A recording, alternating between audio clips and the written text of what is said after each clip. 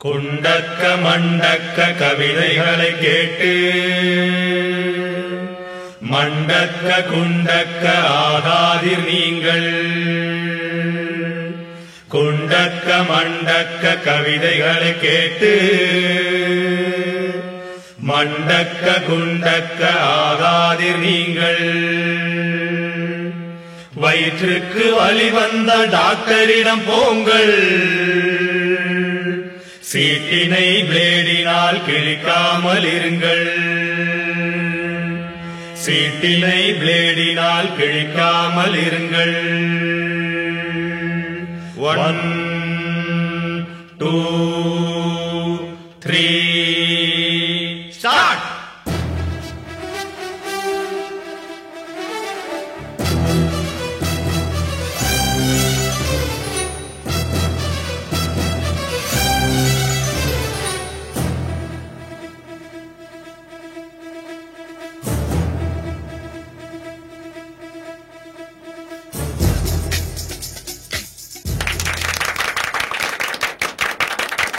நகைச்சுவை கவிதையரங்கம்.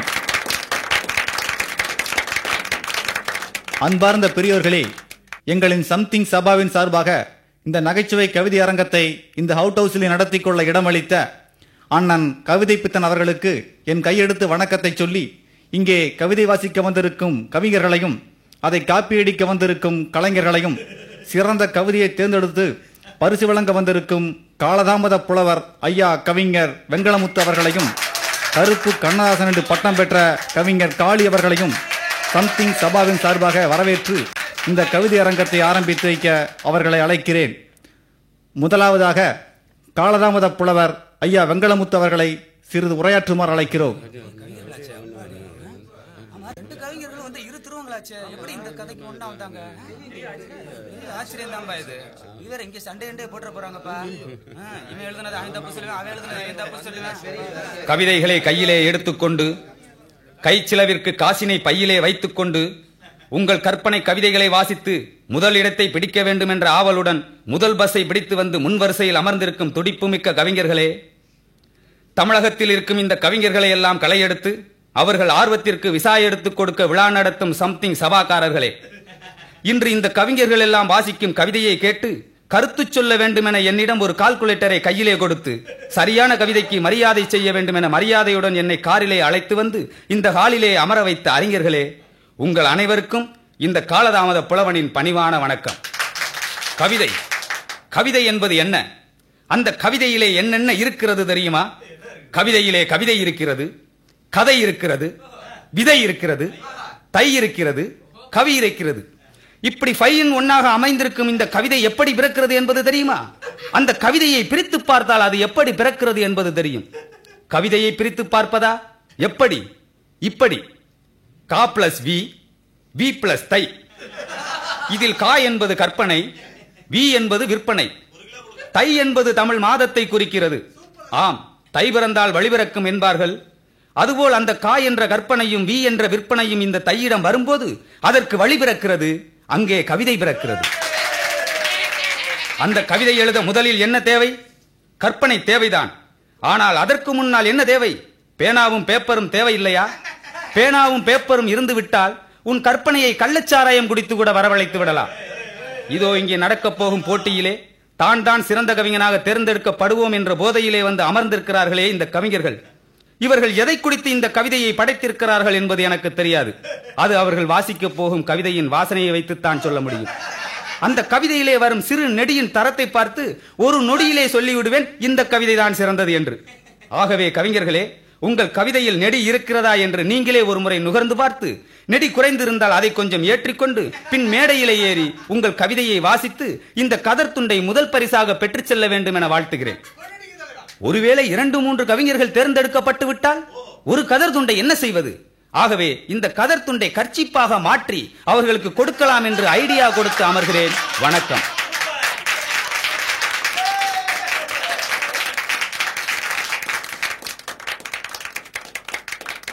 எங்கள் வேண்டுகோளுக்கு இணங்கி வருகிறது. கவிதை என்பதற்கு கா பிளஸ் வி பிளஸ் தை என்று ஆஹா என்ன அற்புதமான விளக்கத்தை கொடுத்து அமர்ந்திருக்கிறார் இந்த காலதாமத புலவர். அவர்களுக்கு எங்கள் சம்திங் சபாவின் சார்பாக நன்றியை சொல்லி அடுத்ததாக கவிஞர் காளி அவர்களை உரையாற்ற அழைக்கிறேன். இங்க கவிதை படிக்க வந்தது அத்தனை பேருக்கும் வணக்கம். எனக்கு முன்னாலே பேசி அமர்ந்திருக்கிறாரு மூத்த கவிஞர் ஐயா காலராமத புலவர் வெங்கடமுத்து அவர்களுக்கு வணக்கம். கவிதை புயல் அண்ணன் கவிஞர் காளி அவர்களுக்கு இளம் கவிஞர் மன்றம் சார்பாக இந்த கதராடியை பொன்னாடையாக போட்டுகிறோம். ஏன் இந்த சின்ன துண்டை போட்டு அவமானப்படுத்துறீங்க? உங்க இளங்கவிஞர் தான் சரியாகுது. ஏதோ கவிதையில கதை இருக்குது, விதை இருக்குது, கோழி இருக்குது, முட்டை இருக்குதுன்னு கதை விடுறாரு. அப்பாங்கிற வார்த்தையில கூடத்தான் ஆ இருக்கு, இப்பா இருக்கு, பா இருக்கு. அதுக்குன்னு அப்பா அப்படி பிரிச்சிட முடியுமா? அந்த அப்பா என்னத்துக்கு ஆகும்? ஏதோ உங்க கவிதையில் வர வாசனையை வச்சு சிறந்த கவிதையை தேர்ந்தெடுத்துருவாராம். பேனாவும் பேப்பர் இருந்து விட்டா கவிதையை கள்ளச்சாராயம் குடிச்சு வரவழைச்சலான்னு சொல்றாரு. சொல்லலாமா? அப்படி சொல்லலாமான்னு கேட்கிறேன். ஒரு மூத்த கவிஞன் பேசுற பேச்சா இது? அண்ணே ஒரு நிமிஷம். என்னையா? ஆவி கம்பெனில இருந்து போன் வந்திருக்குண்ணே. என்னவா? டியூன்லாம் ரெடியா இருக்காண்ணே. டியூன் ரெடியாமா? ஆமாண்ணே. செல்லுலால டியூன் சொல்லு. லிரிக்கை பேச்சல அனுப்புறேன். பொய்யா. எப்படி எப்படி புள்ள பிறந்தது எப்படின்னு எழுதின கவிஞருக்கு மத்தியில ஊர்வசி ஊர்வசி டோன்ட் வரி ஊர்வசி ஊசி போல பாடி இருந்தா நோ பாயிண்ட் பார்மசின்னு தூய தமிழ்ல அழகான பாடங்கள் எழுதின என்னையே அமர வச்சது சற்று வேதனையாக இருந்தாலும் இந்த சம்திங் சபாக்காரர்களின் அன்புக்காக வந்துவிட்டேன். ஆகவே கவிஞர்களே, இந்த கவிஞரின் தீர்ப்பை விட உங்களுடைய கவிதையுடைய தரம் நல்லா இருந்துச்சுன்னா அந்த கவிதைக்கு சப்போர்ட்டா நான் என்னைக்கு வருவேன்னு சொல்லி அமர்றேன். வணக்கம். சற்று பொருங்கள் காளி அவர்களே. கவிஞர் காளி அவர்கள் என்னுடைய பேச்சில் போதை இருப்பது போல் பேசிவிட்டு அமர்ந்திருக்கிறார். நான் நினைக்கிறேன் அவர் தான் ஏதோ போதையில் இருக்கார் என்று. அதனால் தான் எந்த பாடல் யார் எழுதியது என்று அவருக்கே புரியவில்லை. அதாவது பிறந்தது எப்படி புள்ள பிறந்தது எப்படி என்ற பாடலை எழுதியவர் அவர். ஊர்வசி ஊர்வசி டோன்ட் வரி ஊர்வசி என்ற தூய தமிழ் பாடலை எழுதியவன் நான். என் பாடலை அவர் எழுதியதாகவும் அவர் பாடலை நான் எழுதியதாகவும் உல்டா பண்ணி பேசிவிட்டார். இன்னொரு முறை இப்படி தவறுதலாக பேசி என் தமிழ் பாடலுக்கு கிடைத்த தேசிய விருதையும் தாங்கள் பறித்துக் கொள்ள வேண்டாம் என்று கூறுகிறேன். ஒரு நாளைக்கு ஒரு பாடல் எழுதினால் எந்த பாடல் யார் எழுதியது என்று புரியும். ஒரு நாளைக்கு 25 பாட்டு எழுதுறாயா அந்த கவிஞன்? செல்லுலார் போன்ல டியூனை கேட்டுக்கிறான், பேஜர்ல லிரிக் அனுப்பிச்சுக்கிறான். அப்படி பிஸியா வாழ்ந்துகிட்டு இருக்கிறனாலதான் ஏன் பாட்டு அவன் பாட்டுன்னு சொல்றான். வருஷத்துக்கு ஒரு பாட்டு எழுதினாலும் ஒரு தேசிய விருதை வாங்காம வரமாட்டான் இந்த காலதாமத புலவர். பாட்டிலே பொருள் வைத்து எழுதக்கூடியவன் நான், பொருளுக்காக பாட்டு எழுதக்கூடியவர் அந்த கவிஞர். அந்த கவிஞருக்கு மத்தியில் என்னை அமர வைத்தது நான் தான் மிகப்பெரிய வேதனையாக கருதுகிறேன். நானும் இந்த சபாக்காரர்களின் அன்புக்காக சற்று அமைதியோடு அமர்கிறேன். யோ வங்களா, நான் வருஷத்துக்கு 5 பாட்டு எழுதுறேன்னு சும்மாவா எழுதுறேன்? என்கிட்ட அருள் இருக்குது, பொருள் இருக்குது. அதனாலதான் சொல்லுவார்ல டியூனை கேட்டு பேச்சர்ல லிரிக் எழுப்புறேன். நான் ஏங்க நான் 5 பாட்டு எழுதுறேன் பார்த்து பொறாமை பேசின நீ வருஷத்துக்கு ஒரு பாட்டு எழுதுறேன்னு சொல்றேன். 9 வருஷமா அந்த ஒரு பாட்டையும் உல்டா பண்ணி எழுதிட்டு இருக்கீங்க. நீ நியாயமா? எது யோ சபா இங்க வாயா. அண்ணே, எனக்கு ஒரு உண்மை தெரிஞ்சாகணும். எனக்கு ஒரு உண்மை தெரிஞ்சாகணும். இந்த ஊர்வசி பாட்டை யார் எழுதுனது? ஏங்க உங்களுக்கே தெரியலன்னா எனக்கு எப்படிங்க தெரியும்? வேணா என் பையனை கேட்டு சொல்றேன். சார், இங்க நடந்துட்டு இருக்கிறது கவிதை அரங்கம். இது உங்களுக்குள்ள பிரச்சனை இல்ல, அரட்டை அரங்கமா மாத்திராதீங்க. உங்க தலைமையில இது நடந்துட்டு இருக்கு. தயவு செஞ்சு நடத்துவீங்க. சரியா சரியா சொல்லி இந்த வெங்கடத்துக்கிட்ட இப்படி ஏட்டிக்கு போட்டு பேச வராங்க.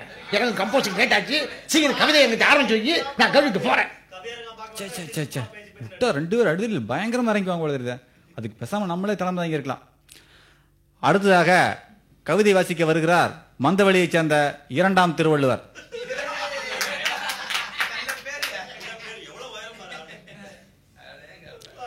சபையோருக்கும் கவியோருக்கும் என் முதல் வணக்கம். என் கவிதையை படிக்கும் முன்னே என்னையும் கொஞ்சம் படிக்கிறேன், கேளுங்கள். என் பெயர் 2ஆம் திருவள்ளுவன். ஏன், எப்படி, எதற்காக நான் 2ஆம் திருவள்ளுவர் ஆனேன்? இதோ விளக்கம். 1ஆம் திருவள்ளுவர் பிறந்தது மயிலாப்பூரிலே. இந்த 2ஆம் திருவள்ளுவர் பிறந்தது மந்தை வெளியிலே. அவர் படைத்தது திருக்குறள், நான் படிப்பது இந்த கல்விக்குறள். அந்த திருவள்ளுவருக்கு ஒரு கோட்டம் அமைத்தது போல் வருங்காலம் இந்த 2ஆம் திருவள்ளுவனுக்கு ஒரு தோட்டமாவது அமைக்க வேண்டும் என்ற நாட்டத்தோடு இந்த கவிதையை படைத்துள்ளேன். ஆகவே என் கவிதையின் தலைப்பு படிப்பு. அதை படிக்க வேண்டியது என் பொறுப்பு.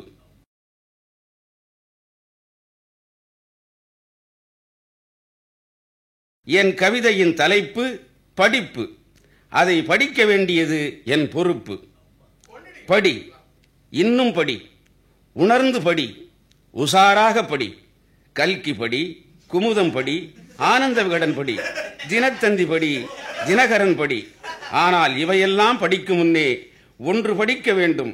அது என்ன தெரியுமா? அதுதான் உன் பள்ளி படிப்பு. அந்த பள்ளி படிப்பை படித்தால்தான் இந்த பத்திரிகைகளை படிக்க முடியும். ஆகவே எல்கேஜி படி, யூகேஜி படி. 1ஆம் வகுப்பிலிருந்து 5ஆம் வகுப்பு வரை நீ படிக்காவிட்டாலும் பாஸ் ஆகி விடுவாய். ஆகவே படிப்பதை போல் நடித்துக் கொண்டிருந்தாலும் படி. அதற்காக நடிகனாக வேண்டும் என்று நினைக்காதே. நடிகர்கள் எல்லாம் உன் படிப்பை கெடுப்பவர்கள். அதன் பிறகு 6ஆம் வகுப்பிற்கு செல். அங்கேதான் நீ உண்மையிலேயே ஆனாவன்னாவே கற்றுக்கொள்ளுகிறாய். அதோடு மட்டுமா, அங்கேதான் ஆசிரியர் வீட்டிற்கு அரிசியும் பருப்பும், ஆசிரியர் மனைவிக்கு பெட்டுக்கோட்டும் பிராவும் வாங்கி தர கற்றுக்கொள்ளுகிறாய். அதன் பின் 7ஆம் வகுப்பிற்கு போ. 7ஆம் வகுப்பையும் 8வது வகுப்பையும் 4 வருடத்தில் படிக்க நினைக்காதே. உன்னால் முடிந்தால் ஒரே வருடத்தில் படி, இல்லை என்றால் 2 வருடத்திலாவது படித்து முடி. அதற்கு பிறகுதான் மிடில் கிளாஸிலிருந்து ஹை கிளாஸிற்கு செல்லுகிறாய். அதாவது நடுநிலை பள்ளியிலிருந்து உயர்நிலை பள்ளிக்கு செல்லுகிறாய். உயர்நிலை பள்ளி இருக்கிறதே, அங்கே நீ உஷாராக படிக்க வேண்டும். இல்லை என்றால் உயர்நிலை பள்ளி உன்னை உருப்படாமல் செய்துவிடும். அதன் பிறகு 10ஆம் வகுப்பிற்கு போ. அங்கே சத்தமில்லாமல் படி. பக்கத்து பெஞ்சில் அமர்ந்திருக்கும் பானுமதியை பார்க்காதே. அவள் உன்னை மறுபடியும் 1ஆம் கிளாஸிற்கே அனுப்பிவிடுவாள். +1ஐயும் +2வையும் நீ ஒருவனாகவே இருந்து படி. உன்னுடன் வேறு +1ஐ சேர்க்க நினைக்காதே. அந்த +1 உன்னை -1 ஆக்கிவிடும். அதற்கு பின் தான் நீ பரிணாம வளர்ச்சி அடைகிறாய். கல்லூரி வாசல் இது பவித்திரனின் சினிமா படைப்பல்ல, உன் வாழ்க்கையை படைக்கப் போகும் படிக்கட்டின் வாசல். அந்த வாசலில் நுழையும் போதே உன்னை வாரிவிட நினைப்பார்கள். உனக்கு முன்னால் வாரி விழுந்த மாணவர்கள் செய்யும் ராக்கிங்கை பற்றி கவலைப்படாதே. அதை பேக்கிங் செய்து வைத்துவிட்டு BAO BSCO உனக்கு பிடித்ததை எடுத்து படி. இங்கேதான் உன் இளமைக்கு எச்சரிக்கை விடுக்கப்படுகிறது. ஆம், லவ் என்ற 4 எழுத்து பீச் என்ற 5 எழுத்திற்கு அழைத்து செல்ல துடிக்கும். மயங்கி விடாதே. நீ பைக் எடுத்து சென்று விட்டால் உன் BA என்ற 2 எழுத்து பிராக்கெட்டுக்குள்ளேயே தான் இருக்கும். உஷாராக படி, படிப்படியாக படி. ABCD 26 எழுத்துக்களும் உன் பெயருக்கு பின்னால் வர வேண்டும் என்றால் உஷாராக படி, உஷாராக படி, உஷாராக படி. இத்துடன் இந்த கவிதையை முடிக்கிறேன். கற்க கசடர, அதாவது கற்க கசடர கற்க கசடர. சபையோர்களே, முதலாம் திருவள்ளுவன் 2000 ஆண்டுகளுக்கு முன்னாலே சொன்னது. அதனாலே திருக்குறளை மறந்துவிட்டேன், மன்னிக்கவும். வாய்ப்புக்கு நன்றி, வணக்கம்.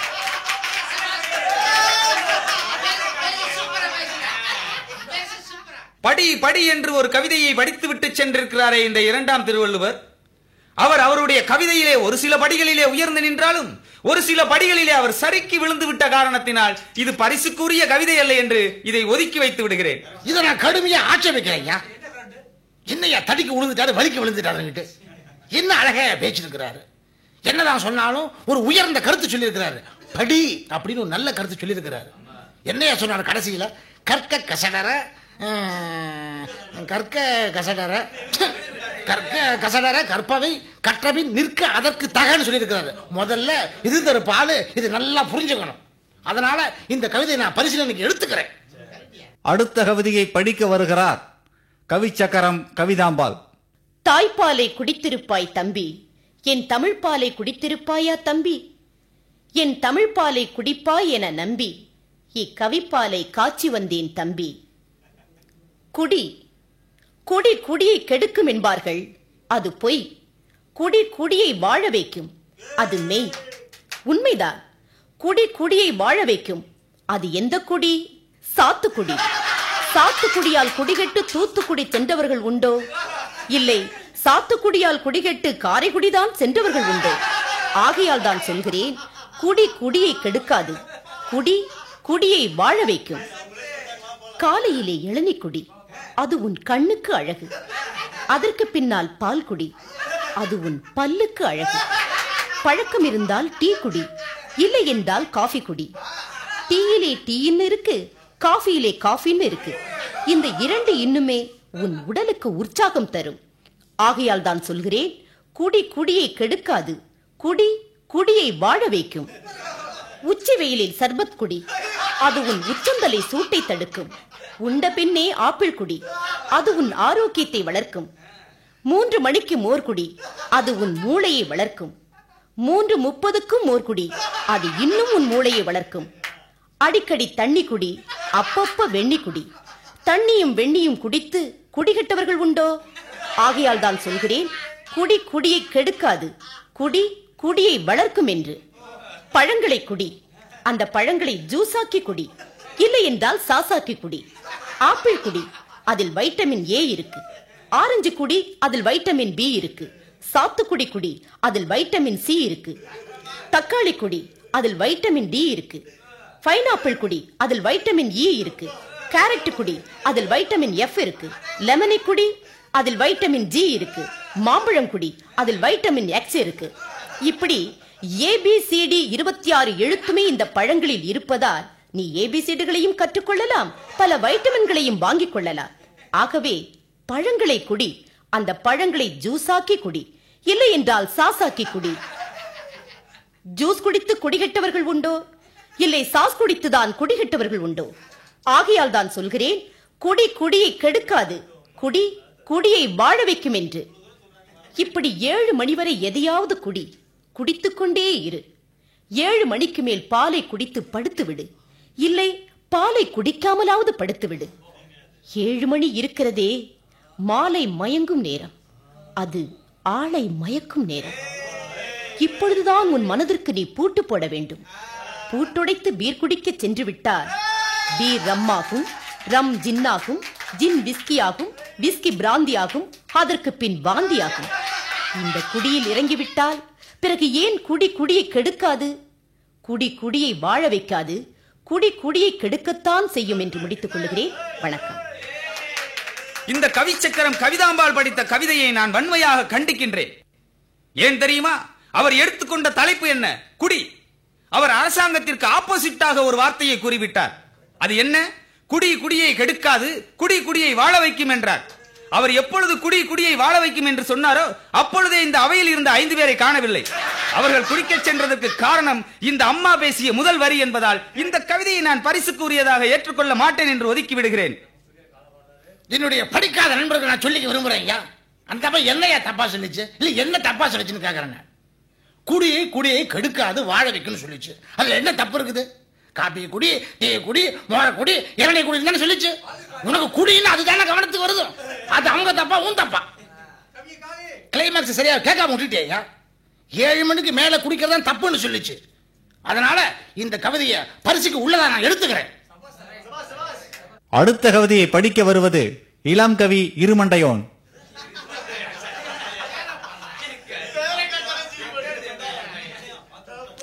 இளமை, இந்த இளமைக்குள் தான் இருக்கிறது முதுமை. அந்த முதுமையிலேயே பெருமையடைந்து வாழ வேண்டும் என்றால் இந்த இளமையிலேயே ஒரு புதுமையை படைக்க கற்றுக்கொள். இளமை, இந்த இளமையைத்தான் நீ ஃப்ரிட்ஜிலே வைத்து பாதுகாத்துக் கொள்ள வேண்டும். அது பிரேக் இல்லாத பைக்கை போன்றது. அதன் வேகத்தை கட்டுப்படுத்து, விவேகத்தை அதிகப்படுத்து. அது பார்த்ததையெல்லாம் கேட்கச் சொல்லும், கேட்டதையெல்லாம் அனுபவிக்கச் சொல்லும். ஜீன்ஸ் போடு, அதை ஓசி வாங்கி போடாதே. யமகாவை ஓட்டிச் செல், ஆனால் அது உன்னுடையதாக இருக்க வேண்டும். இளமை உன்னை ஹீரோ ஹோண்டாவிலும் போகச் சொல்லும். போ, ஆனால் உன்னை ஹீரோவாக கற்பனை செய்து கொண்டு செல்லாதே. அது உன்னை ஜீரோ ஆக்கிவிடும். இடிபாடுகளுக்கிடையேயாவது இந்தியன் படத்தை பார், ஆனால் அந்த படத்தில் உள்ள கருவை போல லஞ்சம் என்ற பெயரில் டிக்கெட்டை பிளாக்கில் வாங்கி செல்லாதே. பிறகு இந்தியன் தாத்தா மீண்டும் இந்தியன் என்ற பெயருடன் வந்துவிடப் போகிறார். இளமை உன் தந்தையின் சட்டைப்பையில் பணத்தை எடுக்கச் சொல்லும். எடுத்ததை சொல்லிவிடு, மறைக்க நினைத்து பிரச்சனையை கிளப்பாதே. இளமை மாடி வீட்டில் நின்று கொண்டு கோடி வீட்டு கோமளத்தை பார்க்கச் சொல்லும். பார்த்ததோடு நின்றுவிடு. தவறாக சென்று விட்டால் அவள் தாய்மாமன் உன்னை தாறுமாறாக ஆக்கிவிடுவார். இளமை உன்னை பாருக்கு போகச் சொல்லும். போ, அங்கே பீரோடு நிறுத்திக்கொள். அதற்கு மேலே சென்றால் நீ கீழே இறங்கி வர 2 ஆட்கள் தேவைப்படுவார்கள். இளமை அது ஓடுகிற பஸ்ஸிலே ஏறச் சொல்லும். இறுக்கி பிடித்துக்கொள். கை நழுவி விட்டால் உனக்கு பல் செட்டு மாட்ட வேண்டியது வரும். இளமை உன்னை இயேசுதாசை போல் பாட்டு பாடச் சொல்லும். பாடு. அதை பாத்ரூமில் மட்டும் பாடு. பாவம், பக்கத்து வீட்டிலே சங்கீத வித்வான். இளமை உன்னை கோவிலுக்கும் போகச் சொல்லும். போ, அங்கே கடவுளை மட்டும் பார், கலர்களை பார்க்காதே. அந்த கடவுளும் உன்னை மன்னிக்க மாட்டார். இளமை உன்னை கவிதையும் எழுதச் சொல்லும். தப்பி தவறி எழுதிவிடாதே, பிறகு அதிலிருந்து தப்பிக்க முடியாது. நீ மட்டுமல்ல, நாங்களும் தான். தப்பு தப்பாய் ஒரு கவிதையை எழுதி வந்த இந்த கவிஞர் கடைசியில் தப்பிக்கவே முடியாது என்று கூறி தப்பித்து விட்டார்.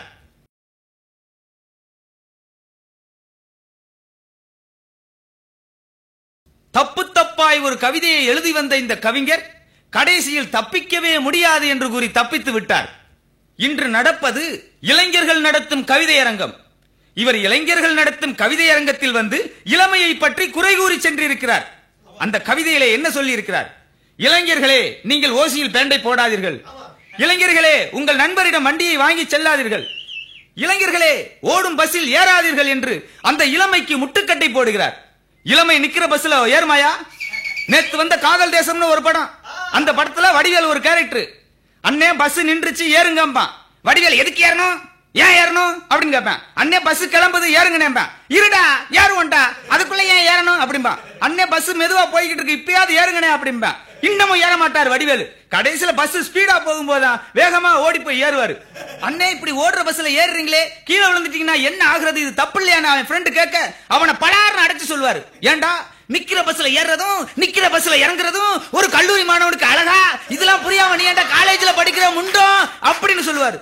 அந்த படத்தை பார்த்திருந்தார்னா இப்படி ஒரு கவிதை இவர் எழுதியிருக்க மாட்டார் என்று கூறி இந்த கவிதை பரிசுக்குரிய கவிதை அல்ல என்று நான் கண்டிப்பாக ஒதுக்குகிறேன்.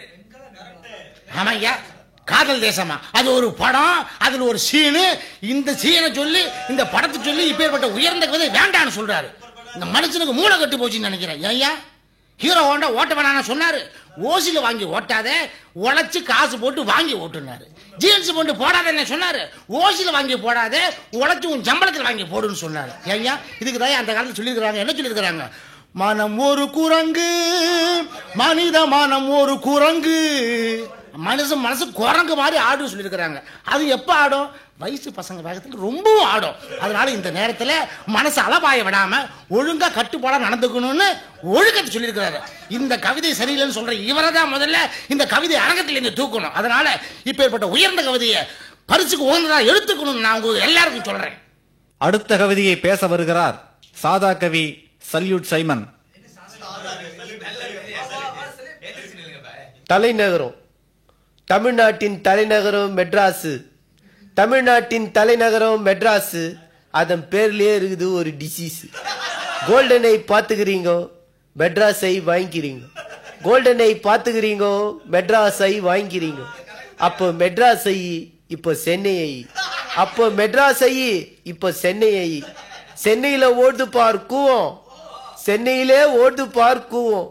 அதில் அருகில் அண்டினுக்கிறவங்களாம் ரொம்ப பாவம். கொசுவால வரும் நமக்கு தொல்லை, கொசுகளா வந்து கச்சா நமக்கு தூக்கமே இல்லை. இதுதாண்டா மெட்ராஸுக்கு வந்த சாபம். இந்த மெட்ராஸ்ல வாழ்றவங்களாம் ரொம்ப பாவம். பல்லவன்ல ஏறுது பார் கூட்டம், அதுல ஏறுறவங்க அனைவருக்குமே ரொம்ப திண்டாட்டம். நடத்துனர் வாங்க சொல்றார் பயண சீட்டு, ஆனா பயணிகளுக்கு இல்ல அமர சீட்டு. இந்த பல்லவன்ல அடிக்கிறான் பிக் பாக்கெட்டு, அத்தை எவனா தட்டி கேட்டாக அந்த இடத்துலயே அவன் நாக் அவுட். இதாண்டா பல்லவன், இதுல ஏறவன் எல்லாம் ரொம்ப கெட்டவன். சென்னையோ ஒரு மாநகரம், அதுல மக்களுக்கு இல்ல வசிக்க ஒரு இடம். இதுல பல போலீஸ் சாமியார் வச்சிருக்கிறான் மடம், அதுல எடுக்கிறான் கலர் கலர் படம். குடிமகனுக்கு குடிக்க இல்ல ஒரு குடம் தண்ணி, குடிமகனுக்கு குடிக்க இல்ல ஒரு குடம் தண்ணி, ஆனா அவனே அடிக்கிறான் பார்ல தண்ணி. இதாண்டா நாம வாழ்ற சென்னை பட்டணம், இதாண்டா நாம வாழ்ற சென்னை பட்டணம். இதுல எதுக்கு எடுத்தாலும் கேக்குறான் கட்டணம். ஆபீஸ்ல நாம வேலை செஞ்சா சம்பளம், ஆனா அந்த வேலையை வாங்குறதுக்கே கொடுக்கணும் நம்ம கிம்பளம்.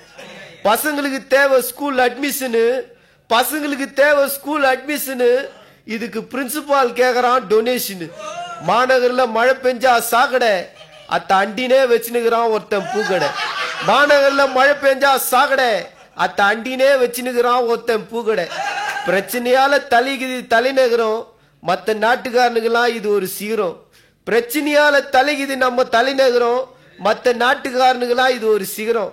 இதுல வாழ்றவனுக்கு வருது ஜுரம், அதனால அடையிறது நம்ம நரகம்.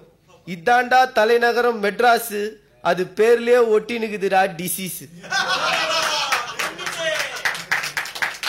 கவிதை அரங்கம் ஒன்று நடக்கிறது என்றால் எதையாவது எழுதிவிட்டு வந்து படித்து அதை கவிதை என்று சொல்லிவிடுவதா? அந்த கவிதையில் அவர் என்ன சொன்னார், என்ன சொன்னார்னு எனக்கு எதுவுமே புரியல சார்.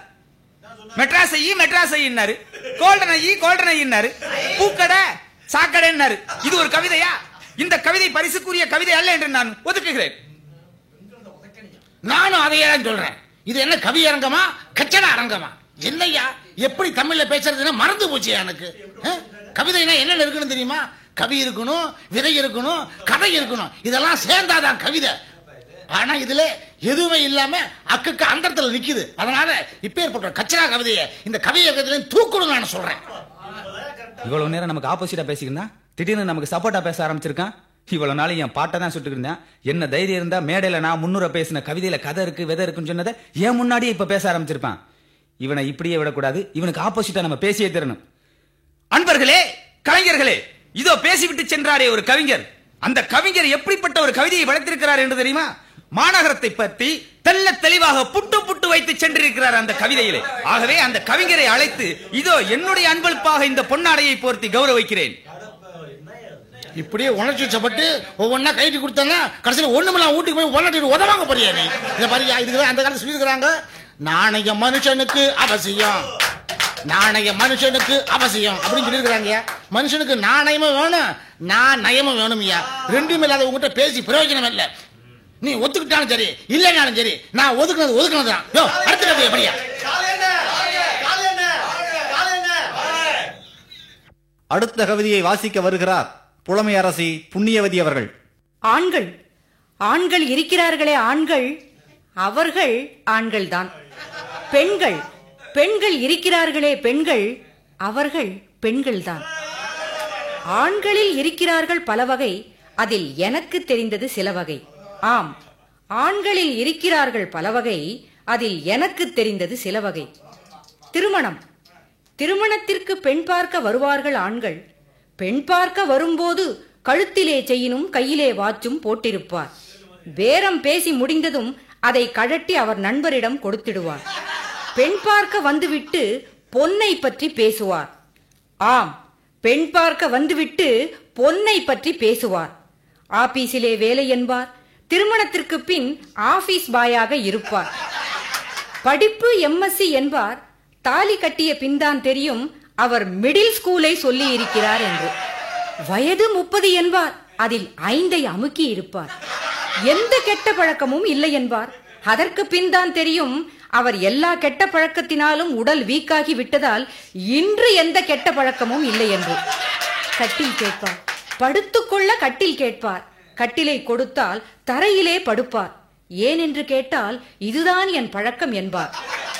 பீரோவும் கேட்பார். பீரோவை கொடுத்தால் துணிமணியை கயிறு கட்டி தொங்க விடுவார். ஏன் என்று கேட்டால் இது கூட என் பழக்கம் என்பார்.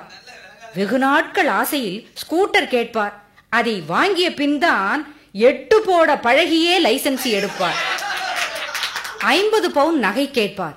ஆம், 50 பவுன் நகை கேட்பார். அதை கொடுத்து ஒரு தராசிலே போட்டால் அந்த எடை கூட இருக்க மாட்டார். சிரிக்க சிரிக்க பேசி திருமணத்தை முடித்திடுவார். திருமணத்திற்கு பின் அவர் சிரிக்கவே மாட்டார். ஆம், இதுவரை செய்தது அவர் கொடுமை, இனிமேல் செய்ய போவதுதான் அவள் கொடுமை. காலையிலே காஃபி கேட்டால் டீயை கொடுப்பாள். இட்லியை சுடு என்றால் இடியாப்பம் சுடுவாள். அவசரமாக ஆபீஸ் செல்லும் போது 1/2 கிலோ பருப்பு கேட்பாள். மத்தியான சாப்பாட்டில் உப்பிருக்காது. சாயந்தர காப்பியிலே சர்க்கரை இருக்காது. தலைவிதி என சாப்பிட்டு ஆபீஸ் விட்டு அலுப்போடு அவர் வந்தால் துணிமணியை துவைக்க சொல்லி இவள் தூங்கி விடுவாள். ஏன் என்று கேட்டுவிட்டால் 50 பவுனோடு அவள் எஸ்கேப் ஆகி விடுவாள். ஆகவே அமைதியோடு அவள் சொல்வதை இவர் கேட்டு நடந்திடுவார். ஆண்கள் இருக்கிறார்களே ஆண்கள், அவர்கள் ஆண்கள்தான். பெண்கள் இருக்கிறார்களே பெண்கள், அவர்கள் பெண்கள்தான். திருமணத்திற்கு முன்னுள்ள ஆண்களின் குணத்தையும் திருமணத்திற்கு பின்னுள்ள பெண்களின் குணத்தையும் சரியான முறையிலே தராசிலே எடை போட்டு எழுதி வந்த இந்த கவிதைக்கு இதோ என்னுடைய அன்பளிப்பாக இந்த அரைப்பவன் மோதிரத்தை கொடுத்து உற்சாகப்படுத்துகிறேன். கொடுக்க மாட்டேன், ஏன் கொடுக்க மாட்டேன்னு கேட்டேன். நீ நகை கடைக்காரர்கள்லாம் பாட்டு எழுதி கொடுத்துட்டு மோதிரத்தையும் செயினையெல்லாம் வாங்கிட்டு வரேனே. அந்த அம்மா என்னையா சொல்லிச்சு? ஒரு கவிதை பட்டிமன்றம்னா என்னையா அர்த்தம்? எடுத்துக்கிட்ட கருத்தை கடைசி வரைக்கும் ரைட்டா தப்பான்னு வாதிக்கணுமியா. ஆண்கள்னா ஆண்கள் தான், பெண்கள்னா பெண்கள் தான். எதை சொல்ல வருது, என்ன சொல்ல வருதுன்னு ஒண்ணுமே புரியாம குழப்பிட்டு போயிடுச்சு. இப்ப ஏற்பட்ட ஒரு குழப்பமான கவிதைக்கு நீயும் குழம்பி போய் செயினை கட்டி கொடுத்துட்ட. சீச்சி, நீ மோதிரத்தில் கட்டி கொடுத்த, ஊ கூட சேர்ந்து நானும் குழம்பிட்டேன். அதனால இப்ப ஏற்பட்ட குழப்பமான கவிதையை இந்த கவிதை அரங்கத்தில் சேர்த்துக்கப்படாதுன்னு நான் ஒதுக்கி வைக்கிறேன்.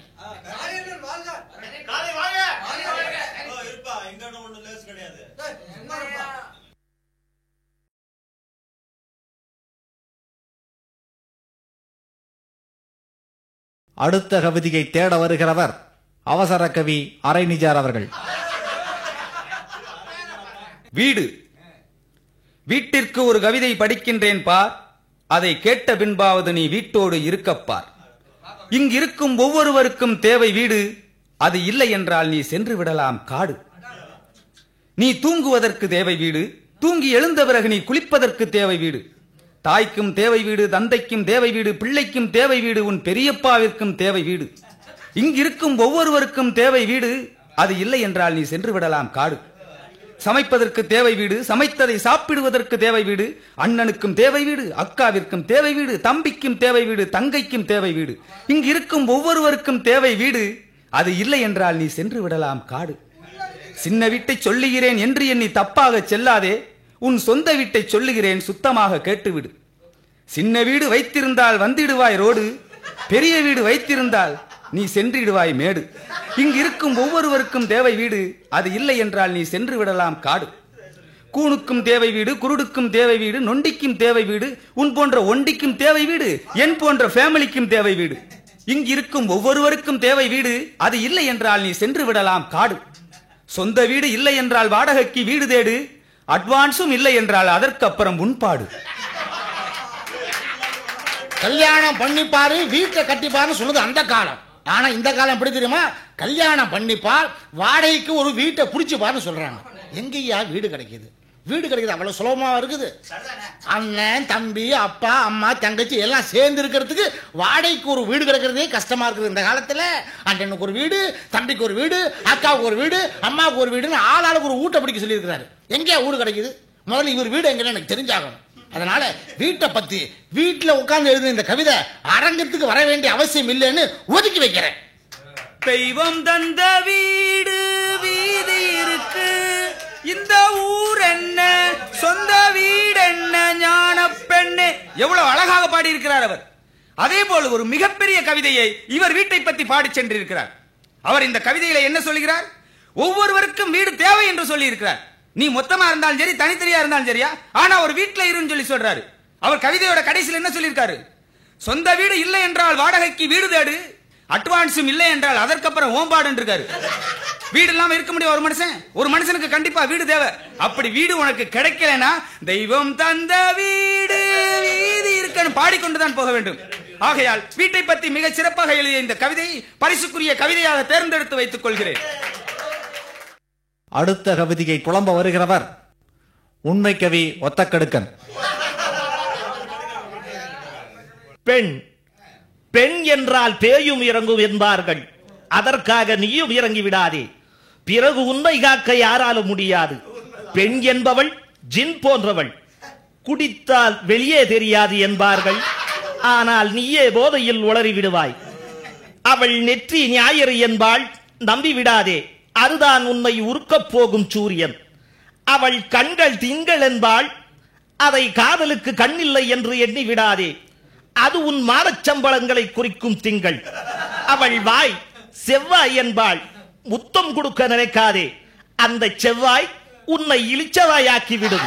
அவள் கண்கள் புதன் என்பாள், நன்றாக புரிந்து கொள், அது வெட்னஸ்டே, அது உன்னை வெட்டி பயலாக்கிவிடும். அவள் காது வியாழன் என்பாள், அதற்காக உன் ரகசியத்தை சொல்லிவிடாதே, அது வியாழன் கிரகன் வரை தெரிந்துவிடும்.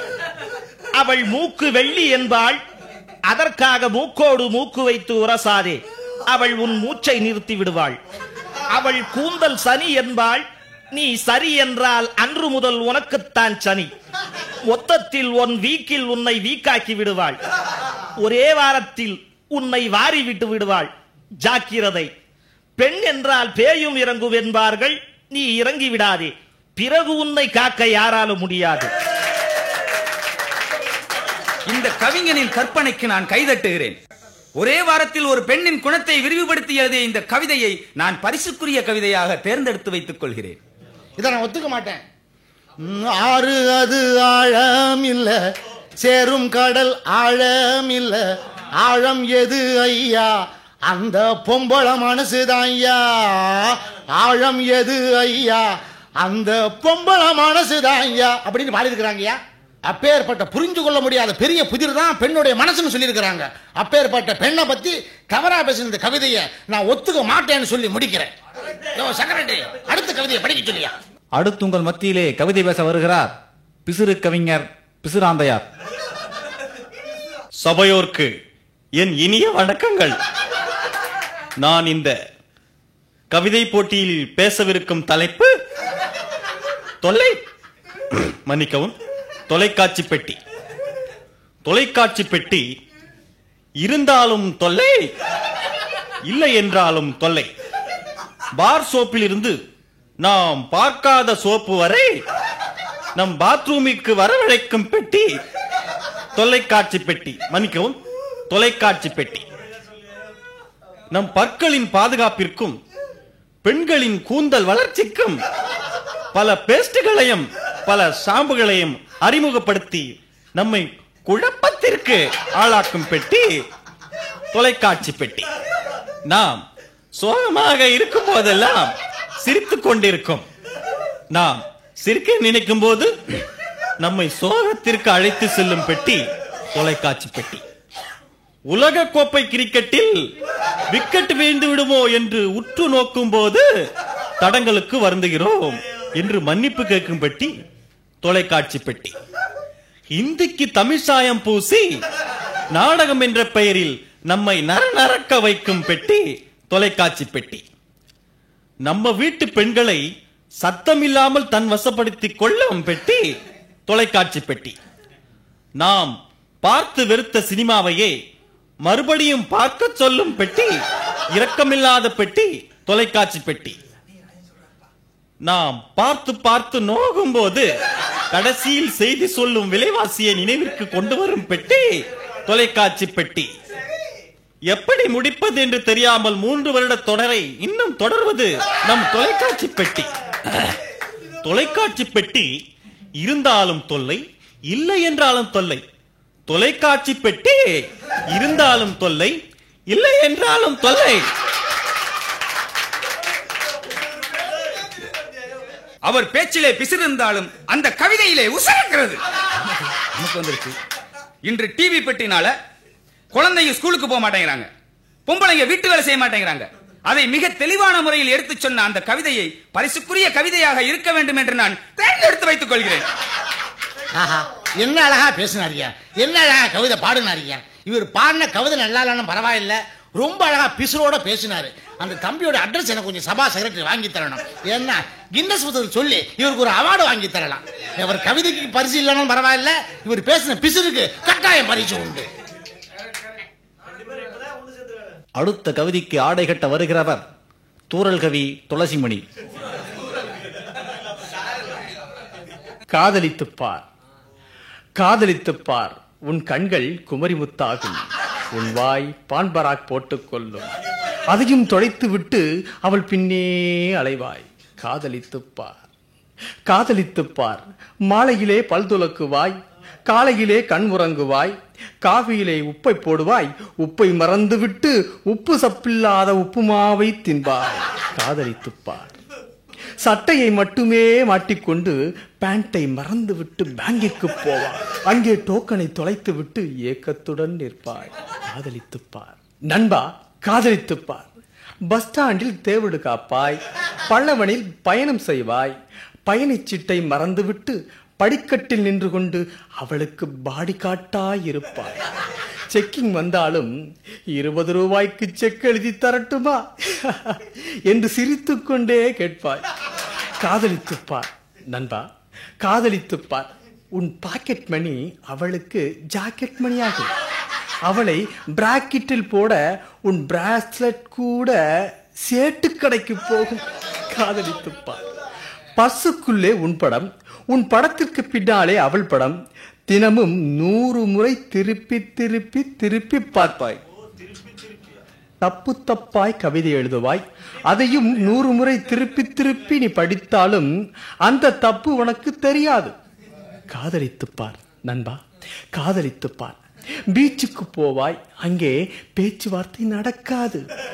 சினிமாவிற்கு போவாய், அந்த திரைப்படம் உன் கண்களுக்கு தெரியாது. கோணைசை வாங்கி அவளிடம் கொடுத்து விட்டு நீ உருகி போவாய். காதலித்துப்பார் நண்பா, காதலித்துப்பார். சினிமா கதாநாயகர்கள் எல்லாம் ஒரு நிமிஷம் உனக்குள் வந்து செல்வார்கள். உன் கண்ணுக்குள் எல்லா கதாநாயகியும் போல் அவள் வந்து செல்வாள். காதலித்துப்பார் நண்பா, காதலித்துப்பார். கனவிலே காஷ்மீர் செல்வாய். விடியும் முன் அமெரிக்கா வரை சென்று வருவாய். விடிந்ததும் திருமணத்திற்கு தேதி குறிப்பாய். ஒரு நாள் வாழ்ந்தாலும் முன்னோடுதான் என்பாய். ஒரு நாள் வாழ்ந்து விட்டால் எஸ்கேப் ஆக பார்ப்பாய். காதல் ஓவியம் பாடும் காவியம், தேன் சிந்தும் பூஞ்சோலை நம் ராஜ்யம். என்றும் ஆனந்தம் பேரின்பம் தெய்வீகம். ஓ ஓ ஓ ஆஹா, அந்த காலத்து காதலுக்காக அந்த கவிஞன் அப்படி எழுதியிருக்கிறான். அது அந்த காலத்து காதலை உயர்த்தி சொல்லி இருக்கிறது. இந்த காலத்து காதலுக்காக இந்த கவிஞன் சொல்லி இருக்கிறான், காதலித்துப்பார். கடற்கரைக்கு செல்லுவாய், அங்கே பேச்சுவார்த்தை நடக்காது என்று. இது இந்த காலத்துக்கு ஏற்ற கவிதை. ஆகையால் இந்த கவிதையும் ஒரு பரிசுக்குரிய கவிதையாக இருக்க வேண்டும் என எண்ணி எடுத்து வைத்துக் கொள்கிறேன்.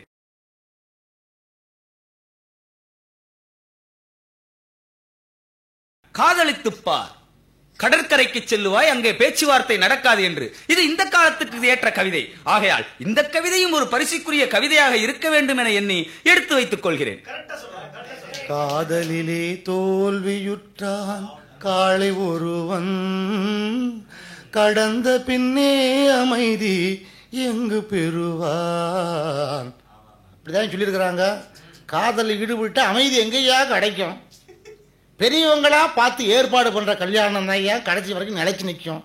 அதனால இந்த காதல் கவிதையை நான் ஒத்துக்க மாட்டேன், மறுக்கிறேன். அடுத்த கவிதைக்கு நெருப்பூட்ட வருகிறவர் அடுப்பு கவி தீப்பொறி திருமால்.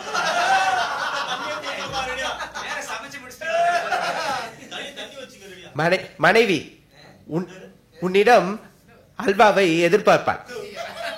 அடுத்த வீட்டில் டிவி பார்ப்பாள்.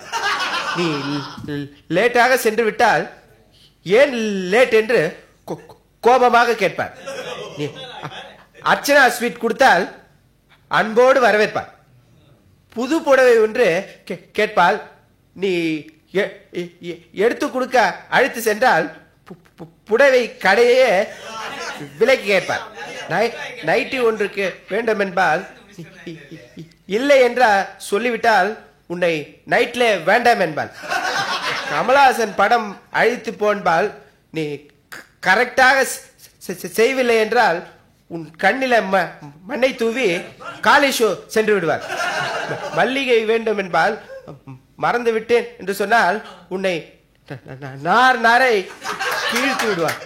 அம்மா வீடு போகணும் என்பால். வேண்டாம் என்றால் அவள் அடுப்புக்கே போக மாட்டாள். டிவி கேட்பால், வாங்கிவிடு. டிவி கேட்பால், வாங்கிவிடு. இல்லை என்றால் அவளே ஒரு நாடகம் ஆடி விடுவாள். வாஷிங் மிஷின், மிக்சி, கிரைண்டரும் கேட்பால். இன்ஸ்டால்மெண்ட்லாவது யோசிக்காமல் வாங்கிவிடு. இல்லை என்றால் உன்னை இன்சல்ட் பண்ணி விடுவாள்.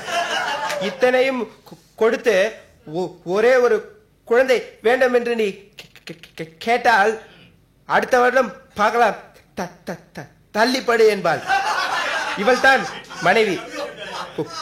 பொறுமையோடு காத்திரு, புது வருடம் பிறக்காமலா போய்விடும்.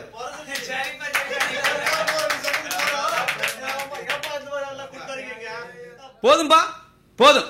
இதுக்கு மேல நான் பொறுமையோட இருந்தேன், நிச்சயம் புது வருஷம் பிறந்துரும். ஏயா, கவிதை எழுதுறதுலதான் ஒரு ஆர்வ கோளாறுனா அதை வந்து பேசுறதுமா வேற எவன்ட்டாவது எழுத கொடுத்து பேச சொல்லியிருக்க வேண்டியதானே? வேணாம்பா, எனக்கு வேணாம். இந்த கவிதை வந்து நல்ல கவிதையா கெட்ட கவிதையான்னு என்னால ஒண்ணும் பண்ண முடியல. அந்த கவிஞர்கிட்ட கேட்டுக்குங்க. ஐயா, இந்த கவிதைக்கு என்ன குறைச்சல்னு கேட்கறேன் நான். எவ்வளவு அழகாயா பேசியிருக்கிறான். அவனால ஒழுங்கா பேச முடியல, ரைட்டு. ஆனா எவ்வளவு அழகான கருத்து சொல்லியிருக்கிறான். அவன் வெட்டி வெட்டி பேசினாலும் அவனுடைய சொன்ன ஒரு கருத்து துள்ளி துள்ளி குதிக்குதியா. அதனால இந்த கவிதையை பரிசுக்குரிய கவிதையா நான் எடுத்து வச்சுக்கிறேன். அடுத்த கவிதையை சாமி என்ன விட்டுருங்க சாமி. நான் எத்தனையோ கவிதை மன்றங்கள் பார்த்திருக்கிறேன், பட்டிமன்றங்கள் எல்லாம் பார்த்திருக்கிறேன், பெரிய பெரிய கவிஞர்கள் எல்லாம் பார்த்திருக்கிறேன். ஆனா இப்படி ஒரு கவிதை நான் இங்கதான் பாக்குறேன். அவங்க வியாதி எங்கிட்ட தள்ளிட்டு போறாங்களே, என்னால தாங்க முடியாது சாமி. என்ன விட்டுருங்க, நான் எஸ்கேப் ஆயிடுறேன். வேற யாராவது வந்து ஆளன்னு சொன்னீங்க, ஒரு கும்பிடு சாமி. என்ன இப்படி சொல்லிட்டு போறாரு? இவர் போறத பார்த்தா அவங்க கவிதை நமக்கு விட்டிக்கிற போல இருக்கு. பயமா இருக்குதே. லிஸ்ட் எடுப்பா இங்க. ஓ, பாம்பேல இருந்தெல்லாம் இங்க வந்திருக்காங்களா? பரவாயில்லையே. அடுத்த கவிதைக்கு அரிதாரம் பூச வருகிறார் பம்பாயை சேர்ந்த பந்துலால் சேட்.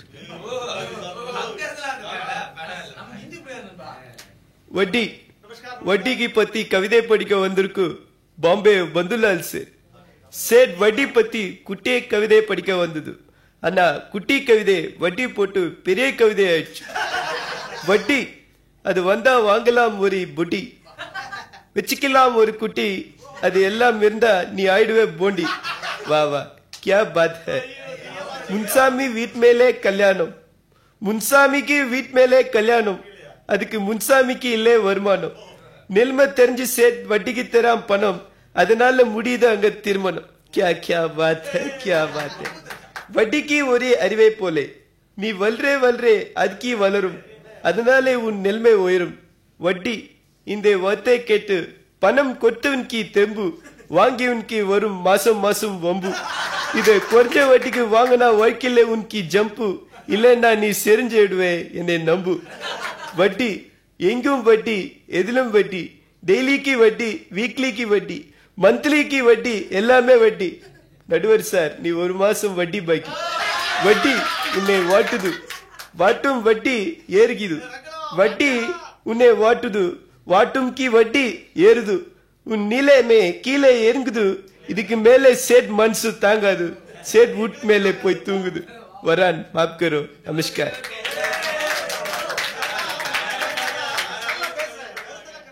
யோ சேட்டு, உங்ககிட்ட கடை வாங்கினால தானே இந்த கவிதை அரங்கத்தில் உன்னை கவிதை பேச வச்சேன். அந்த கவிதையிலே நான் கடை வாங்கினதை காட்டி கொடுத்துட்டியா? சரி சரி, இந்த கவிதையை நான் வந்து பரிசுக்குற கவிதையா தேர்ந்தெடுத்து வைக்கிறேன். இந்த மாசம் வட்டியை கட் பண்ணிடு. என்ன அன்பர்களே, இசைக்கு எப்படி மொழி தேவையில்லையோ அதை போல் கவிதைக்கு மொழி தேவையில்லை. அதை இந்த குட்டி கவிதை வட்டியோடு மிக அழகாக சொல்லிவிட்டு போகிறது. ஆகையால் இந்த கவிதையை பரிசுக்குரிய கவிதையாக நான் பெட்டியில் எடுத்து வைத்துக் கொள்கிறேன். கடன்பட்டார் நெஞ்சம் போல் கலங்கினான் லங்கை வேந்தன் அந்த காலத்தில் கம்பர் சொன்னார். ஆனா இந்த காலத்து கவிஞர் காளி நான் சொல்றேன், கடன்பட்டார் நெஞ்சம் போல் கலங்கினான் காலதாமத போல் வெங்கல முத்துன்னு சொல்றேன். வட்டி பத்தி ரொம்ப அசிங்கமா பேசின இந்த கவிதையை நான் ஒத்துக்க மாட்டேன். ஏன் வெங்கலம் இப்படி கண்டவங்கிட்டலாம் கடன் வாங்கிட்டு ஏன் அவமானப்படுற? நீதிபதினா கொஞ்சமாவது நியாயமா நடந்துக்க முடியா? உருப்புற வழியா பாருயா. அடுத்த கவிதையை அள்ளி கொடுக்க வருகிறார் குங்கும கவி குரல்மணிதாசன்.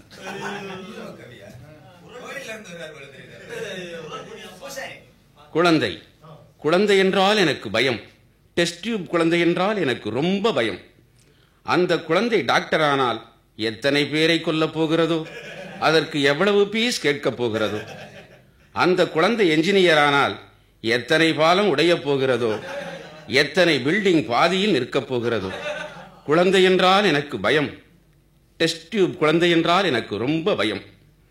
அந்த குழந்தை வக்கீலானால் எத்தனை பேரிடம் பொய் சாட்சி வாங்கப் போகிறதோ, எத்தனை பேரை தூக்கு மேடைக்கு அனுப்பப் போகிறதோ.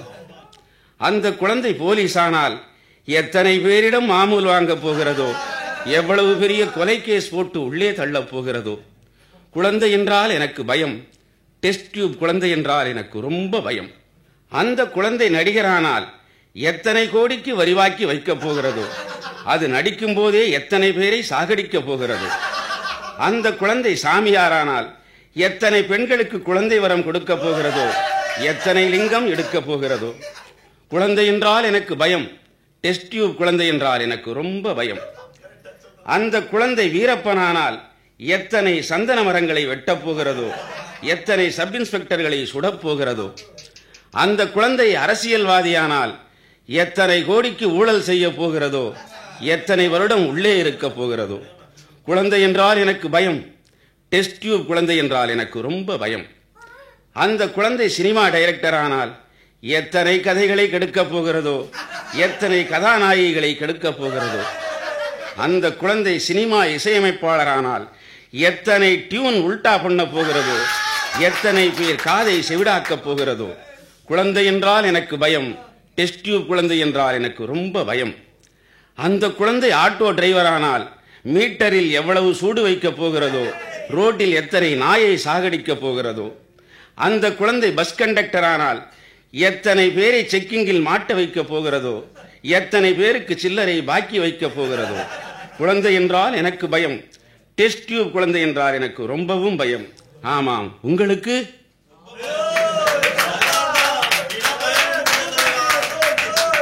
எந்த குழந்தையும் நல்ல குழந்தைதான் மண்ணில் பிறக்கையிலே அவர் நல்லவராவதும் தீயவராவதும் அன்னை வளர்ப்பினிலே, அன்னை வளர்ப்பினிலே அப்படின்னு பாடியிருக்கிறாங்கய்யா. குழந்தையை நாம வளர்க்கறதை பொறுத்து தான் அது நல்லவனா வளர்றதோ கெட்டவனா வளர்றதோ காரணமாகும். இவர் என்ன சொல்லியிருக்கிறாரு? குழந்தை என்றால் எனக்கு பயம்னு சொல்லியிருக்கிறாரு. இவர் பேசின கருத்தே தப்பு. அதனால இந்த கவிதையை நான் ஒத்துக்க மாட்டேன். நீ ஒத்துக்கலைங்கிறதுக்காக நான் ஒத்துக்காம இருக்க முடியுமாயா?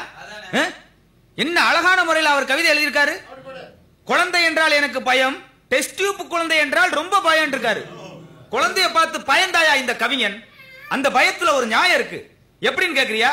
திருடாதே பாப்பா திருடாதே என்று அந்த காலத்துல எதுக்கு பாடி இருக்கான்? திருடாதே பெரிய மனுஷா திருடாதே அப்படின்னு பாடி இருக்காங்க. பாடல.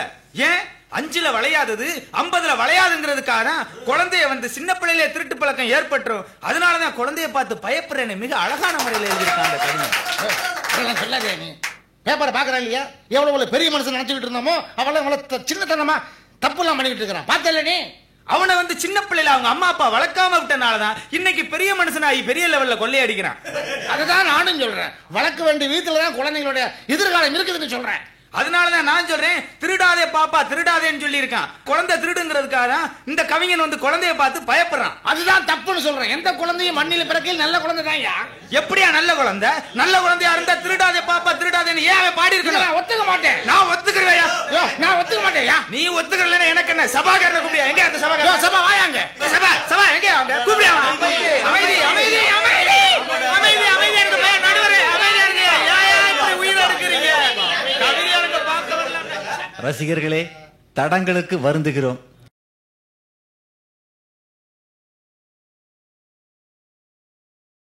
ரசிகர்களே, தடங்களுக்கு வருந்துகிறோம். நாங்க எத்தனையோ கவிதை மன்றங்கள், பட்டிமன்றங்கள், இந்த மாதிரி நிறைய இதெல்லாம் பார்த்திருக்கோம். ஆனா ஆடியன்ஸ் சத்தம் போட்டு மேடையில் இருக்கிறதா பொறுமையான்னு சொல்லி கேட்டிருக்கோம், அமைதின்னு சொல்லி கேட்டிருக்கோம். ஆனா இங்க மேடைக்குள்ளேயே தகராறு தீர்க்க முடியாம ஆடியன்ஸ் அமைதின்னு சொல்றதா இங்கதான் பாக்குறேன். நடுவர் அவர்களே, கவிதை அரங்கம் முடிய போகுது. உங்க சொந்த சண்டையெல்லாம் வேற எங்காவது வச்சுக்கோங்க. தயவு செஞ்சு உங்க மரியாதை கொஞ்சம் நீங்களே காப்பாத்தீங்க. ஓஹோ, அப்படியா? சரி சரி, அடுத்த கவிதையை படிக்க சொல்லியா? அந்த கவிதைக்கு என்ன திருப்பி சொல்றேன்னு பாத்துறேன். அடுத்த கவிதைக்கு அல்வா கொடுக்க வருகிறார் வெண்கலக் கவி வெள்ளியப்பன். கட்டடித்ததால், ஸ்கூலில் விட்டடித்ததால், பெண்ணை சைட்டடித்ததால், அப்பா என்னை அடித்ததால், அப்பப்பா மறக்காத நெஞ்சம் என் அப்பா குறைத்திருக்கலாம் பில்டடியே கொஞ்சம். செய்த குத்தத்தினால், அப்பா வித்தத்தினால், வந்த கோபத்தினால், போட்ட சத்தத்தினால், வேண்டாமே வீடென்று வந்தேன், இன்று வழியின்றி நடுத்தெருவில் நின்றேன். திருவோரும் நின்றதினால், அடைந்த விரக்தியினால், கொண்ட சோகத்தினால், வந்த மயக்கத்தினால், தண்ணி அடிக்கலாம் என்றெண்ணி பாருக்கு வந்தேன். பிக் பாக்கெட் அடித்ததனால் பணமின்றி நொந்தேன். அவன் உறவினால், நண்பன் வரவினால், கொடுத்த யோசனையினால், அடைந்த மகிழ்ச்சியினால், வேலையில் சேரலாம் என்றெண்ணி ஓட்டலுக்கு வந்தேன். இங்கு பேப்பரில் அப்பா கொடுத்த விளம்பரத்தை கண்டேன். மனம் மாறியதால், விழி தேடியதால், பாசம் பொங்கியதால், கண்ணீர் நீர் தேங்கியதால், வீட்டோரும் நான் வந்து நின்றேன். அப்பா பெல்ட்டோடு மறுபடியும் நிற்பதை கண்டேன்.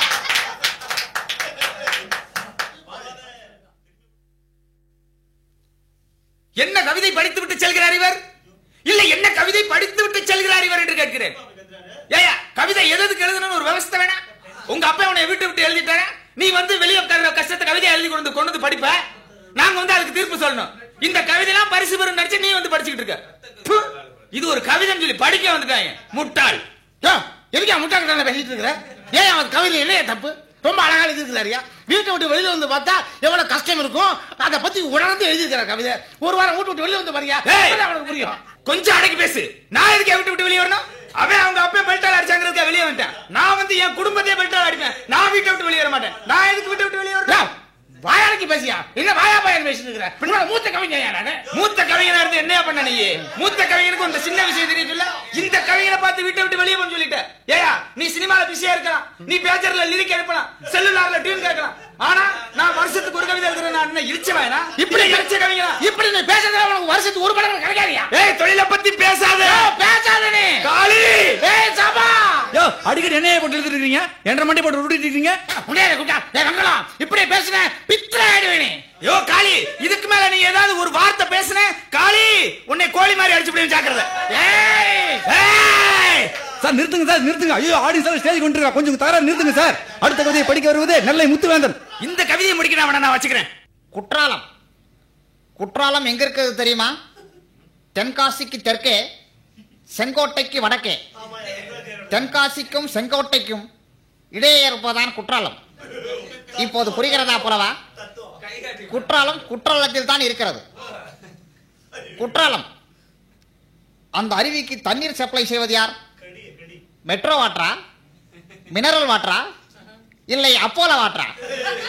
இப்படி பிஸ்லரி வாட்டராக வருகிறது. பலே பலே. குற்றாலம் தமிழகத்துக்கு கிடைத்த இலவச மருத்துவமனை. குற்றாலத்தில் குளித்திருக்கிறாயா புலவா? என்ன குளிக்கவில்லையா? பலே பலே, உடனே போய் குளி. அங்கு பைத்தியம் தெளிகிறது, பார்வை பிறக்கிறது, படை பறக்கிறது, சொறி மங்குகிறது, தேமல் தேய்கிறது.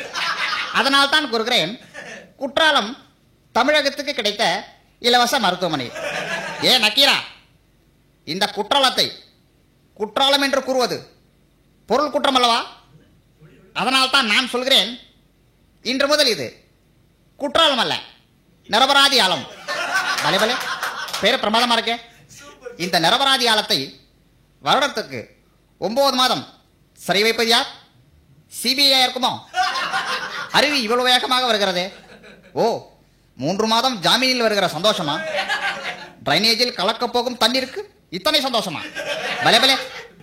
அழகு குற்றாலத்தை அசிங்கப்படுத்தியவர் யார்? இது என்ன?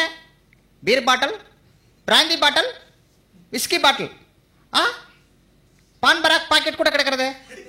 ஓ ஷூட்டிங் நடத்திவிட்டு சென்றிருக்கிறார்களோ? பலே பலே. இந்த குற்றாலத்தில் குளித்தால் புண்ணியம், ஒருவனை தள்ளிவிட்டால் மோட்சம். அவனுக்கில்லை, நமக்குத்தான். எனவேதான் சொல்கிறேன், குற்றாலத்தில் குளி, குற்றாலத்தில் ஒரு முறையாவது குளி. கவிதை நன்றாக இருக்கிறதே. பலே பலே, பிரமாதம். முத்துவேந்தனின் கவிதை வரிகள் ஒவ்வொன்றும் முத்து முத்தாக இருக்கிறது. அவர் மிகவும் அழகாக சொல்லி இருக்கிறார். இந்த அழகு குற்றாலத்தை அசிங்கப்படுத்தியதையா? இந்த பக்கம் பீர் பாட்டில் கிடக்கு, அந்த பக்கம் பிராந்தி பாட்டில் கிடக்கு, இந்த பக்கம் வெறும் பான்பராக்கு பாட்டிலா கிடக்குது. ஓ ஷூட்டிங் நடந்திருக்கிறது என்று சினிமாக்காரர்கள் பான்பராக்கு போடுவார்கள். அதை மிகவும் கவிதையில் அழகாக வடித்திருக்கிறார். ஆகவே அந்த கவிதையை நான் பரிசுக்குரிய கவிதையாக தேர்ந்தெடுத்து வைத்துக் கொள்ள போகிறேன். இதுக்கு என்ன சொல்றான்னு பார்க்கலாம். இந்த கவிதையா? குத்தாலத்துக்கு போறது சினிமாக்காரன் மட்டும் தானா? ஜனங்க யாரும் போறதே இல்லையா? அங்க அசிங்கப்படுத்துறது சினிமாக்காரன் மட்டும் தானே? ஏயா வெங்கலம், உன் வாயா பார்த்தா தெரியல, உன் பான்பராக்கு போற பக்கத்துல வர முடியல. நான் இருக்கியா காளி? நான் பான்பராக்கு போடுறது வெத்தலாக்கு போறதெல்லாம் இப்படி பப்ளிக்ல பேசிக்கிட்டு இருக்காதே, அது உனக்கு அழகு இல்ல. மரியாதை இதோட முடிச்சுக்க. நீ கோலம் பக்கம் வந்து பாரு, உன் கைய கால உடைக்கிறேன். நீ வெஸ்ட் மாமல வந்து பாரியா, அப்ப தெரியும். டேய் வெங்கலம், ஏய் காளி நிரியா, இது இன்னும் ஒரே ஒரு கவிதை தான் இருக்கு. அது முடிஞ்ச உடனே நான் உன்னை 2ல 2 பாத்துக்கிறேன். ஒரு கவிதை எனக்கு பிரஸ்டீஜ் ப்ராப்ளம்யா. நடுவரா வந்துட்டு நம்ம சண்டை போறது எனக்கு பிடிக்கல. மரியாதை கொஞ்ச நேரம் ஒழுங்கா உட்காரு. நீ உண்மையான கவிஞனா இருந்தா கொஞ்ச நேரம் உட்காரியா. உட்காரியா? நான் உண்மை கவிஞர் இல்ல, நீதான் உண்மையான கவிஞர் இல்ல. அப்படியா? சரி நான் உட்காரேன், நீ உட்காரியா? ஏ சபா, அடுத்த கவிதை ஆரம்பியா. சரி அடுத்த கவிதை படிக்க சொல்லியா. அடுத்த கவிதையில் முடித்து வைக்க வருகிறார் அப்போலோ கவிஞன் ஆறுமுகம். சீக்கிரம் வந்து பேசிட்டு பாப்பா. நீதான், நீதான், எல்லாமே நீதான். என்னை கவிதை எழுத தூண்டிவிட்ட கற்பனையும் நீதான். அந்த கவிதையிலே தவறிருந்தால் காரணமும் நீதான். என் கண்களுக்கு கண்ணகியாய் தெரிந்தவளும் நீதான். நான் கைபிடித்தும் மாதவியாய் மாறியதும் நீதான். இரவோடு நான் பேசும் ஒயின் ஷாப்பும் நீதான். என் இரு கண்ணில் இருக்கின்ற மெட்ராஸை நீதான். ரம்மோடு நான் கலக்கும் கோலாவும் நீதான். நான் தம் அடித்தால் வெளியில் வரும் கரும்புகையும் நீதான். என் பெட்ரூமில் விரித்திருக்கும் பெட்ஷீட்டும் நீதான். என் பெட்டுக்கடியில் மறைந்திருக்கும் பலான புஸ்தகமும் நீதான். பாத்ரூமில் நான் போடும் ஹமாம் சோப் நீதான். அது கரைந்து விட்டால் நான் வாங்கும் லைபாயும் நீதான். என் காய்ச்சலையும் குணப்படுத்தும் மாத்திரையும் நீதான். அந்த காய்ச்சலுக்கு காரணமே கண்டிப்பாய் நீதான். என் தூக்கத்தை தினந்தோறும் கெடுப்பவளும் நீதான். நான் தூங்கிவிட்டால் என்னை கடிக்கும் கொசு கூட நீதான். என் உடலோடு ஓடி வரும் வியர்வை துளியும் நீதான். என் உடலுக்குள் ஒளிந்திருக்கும் நோய் கிருமியும் நீதான். டிஃபனுக்கு சட்டினியாய் இருந்தவளும் நீதான். அது கெட்டுவிட்டால் எண்ணெய் பொடியாய் வருபவளும் நீதான். நான் சாப்பிட்டு கை கழுவும் வாஷ் பேஷின் நீதான். அதை வாஷ் பண்ண யூஸ் பண்ணும் பினாயில் பாட்டில் நீதான். என் ஹெட் ஹேருக்குள் மறைந்திருக்கும் நரைமுடியும் நீதான். என் தலையெழுத்தை மாற்றிவிட்ட சண்டாளி நீதான். என் பாஸ்புக்கில் பேலன்ஸாய் இருந்தவளும் நீதான். அது நில் என்று போனதற்கு காரணமும் நீதான். நீதான் நீதான் எல்லாமே நீதான் சண்டாளி. நீதாயா நீதான். யோ சபா, எல்லாத்துக்கும் காரணம் நீதாயா. என்ன வரவழைச்சது நீதான், என்ன அவமானப்படுத்துறது நீதான். ஏன் உயிரை வாங்குற? காளி, சும்மா நிறுத்தி என்ன சபாகாரனை போய் குத்தம் சொல்லிட்டு இருக்க? நீ சீல்டுக்கு ஆசைப்பட்டு வந்தேன்னு சொல்லியா? நான் சீல்டுக்கு ஆசைப்பட்டு வந்தேன். நான் முன்ன மாதிரி வாரத்துக்கு ஒரு சீல்டை வாங்குறேன். நீ வாரம் 35 சீல்டு வாங்கு. ஆனா வீட்டுல வச்சிருக்கியா? எல்லாம் சேட்டு கடல.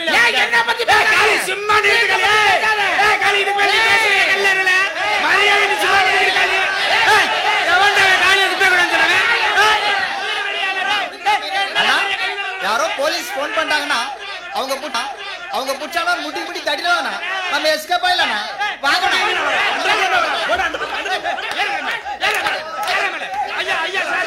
ஐயா சபா கவிதா அரங்கங்கிற பேர்ல கலாட்டா பண்ணிட்டு இருக்க.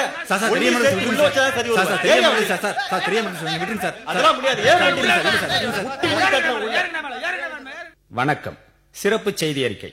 இன்று காலை கோவை காந்திபுரத்தில் சம்திங் சபா நடத்திய நகைச்சுவை கவிதை அரங்கத்தில் கலாட்டா ஏற்பட்ட காரணத்தினால் அங்கு சென்ற போலீசார் அங்கே தலைமை தாங்கிய கருப்பு கண்ணதாசன் என்று பட்டம் பெற்ற கவிஞர் காளி அவர்களையும் காலதாமத புலவர் என்று பட்டம் பெற்ற கவிஞர் வெங்கலமுத்து அவர்களையும் அந்த கவிதை அரங்கத்தை நடத்திய சம்திங் சபாக்காரர்களையும் கைது செய்து 15 நாள் காவலில் வைத்துள்ளனர். இந்த தகராறு எப்படி ஏற்பட்டது என்பதை விசாரிக்க தனி போலீஸ் படை ஒன்று அமைக்கப்பட்டிருக்கிறது. இத்துடன் இந்த சிறப்பு செய்தி அறிக்கை முடிவடைந்தது. வணக்கம். குண்டக்க மண்டக்க கவிதைகளை கேட்டு மண்டக்க குண்டக்க ஆகாதீர் நீங்கள். குண்டக்க மண்டக்க கவிதைகளை கேட்டு மண்டக்க குண்டக்க ஆகாதீர் நீங்கள்.